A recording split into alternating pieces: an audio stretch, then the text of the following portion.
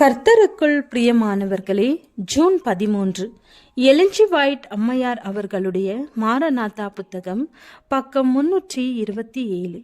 இன்றைய தியானத்திற்காக தெரிந்து கொள்ளப்பட்ட தலைப்பானது ஓய்வு நாளிற்கு எதிராக ஞாயிறு ஆசரிப்பின் காரியமும் இணைந்து விடுகிறது.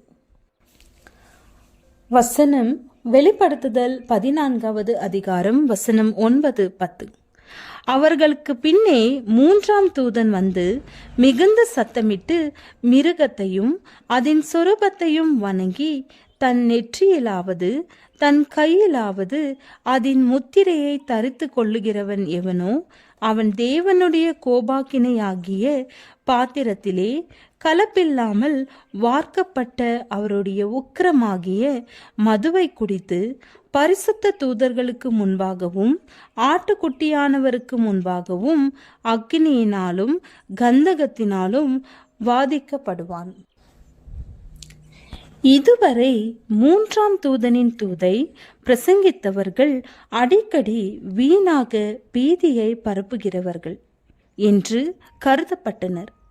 அமெரிக்க ஐக்கிய நாட்டிலே மார்க்க சம்பந்தமான காரியங்களில் பொறுக்கக்கூடாத மனநிலை மீண்டும் உருவெடுத்து அடக்கியாளும் சபையும் அரசாங்கமும் இணைந்து தேவனுடைய கற்பனைகளை கை கொள்ளுகிறவர்களை உபத்திரவப்படுத்தும் என்று அவர்களால் முன்னுரைக்கப்பட்ட காரியங்கள் அடிப்படையற்றது, நகைப்பிற்கு இடமானதென்று தீர்மானமாக கூறப்பட்டது.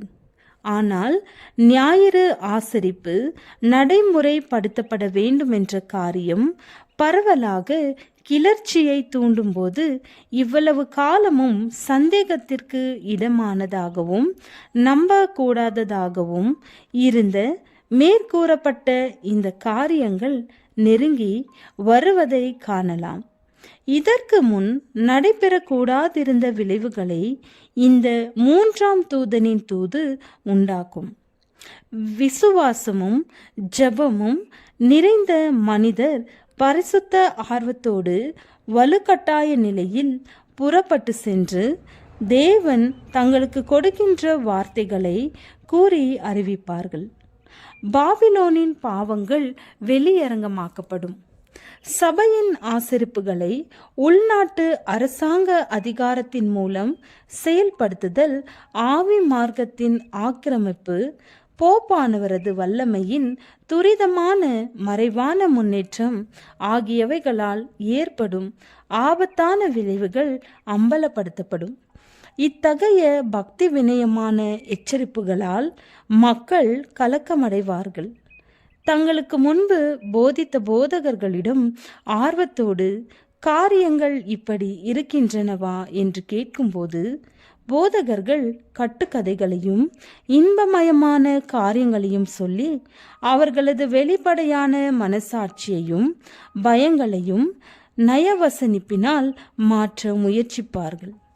வெறும் மனித அதிகாரத்தினால் கூறப்படும் காரியங்களால் அநேகர் திருப்தி அடையாமல் இவ்வாறு ஆண்டவர் கூறுகிறார் என்பதற்கு விளக்கம் கேட்டு கோரிக்கை வைக்கும் பொழுது முன்னால் இருந்த பரிசேயரை போல தங்களுடைய அதிகாரத்திற்கு கேள்வி எழுப்பப்படுவது நிமித்தம் கோபம் நிறைந்தவர்களாகி இந்த தூது சாத்தானால் கொண்டு வரப்பட்டது என்று பழித்துரைத்து பாவத்தை விரும்புகின்ற திரளான மக்களே இத்தூதை கொடுப்பவர்களை உபத்திரவிக்கும்படி தூண்டி எழுப்பிவிடுவார்கள். இந்த போராட்டம் பல புதிய பணித்தலங்களுக்கு பரவும் பொழுது காலால் மிதிக்கப்பட்டு போன தேவனுடைய பிரமாணத்தை கவனிக்கத்தக்கதாக மக்களது மனங்கள் தூண்டப்படும். ஏறக்குறை மானிட சக்திக்கும் அப்பாற்பட்ட அளவிற்கு குருமார்கள் தங்களது மந்தைக்கு இந்த வெளிச்சம் பிரகாசித்து விடக்கூடாது என்று அதை அணைத்து போட அனைத்து முயற்சிகளையும் செயற்படுத்துவார்கள். இந்த முக்கியமான கேள்விகள் குறித்த விவாதங்களை கட்டுப்படுத்துவதற்காக தங்களது அதிகாரத்திற்கும் கீழிருக்கும் எல்லா வகைகளிலும் முயற்சி செய்வார்கள். சபை அரசாங்க அதிகாரத்தின் பலத்த புயத்தின் உதவிக்காக வேண்டுகோள் விடுக்கும். இந்த வேளையிலே போப்பு மார்க்கமும் புரொட்டஸ்டன்ட் சபைகளும் இணைந்து செயல்படும். ஜெபம்.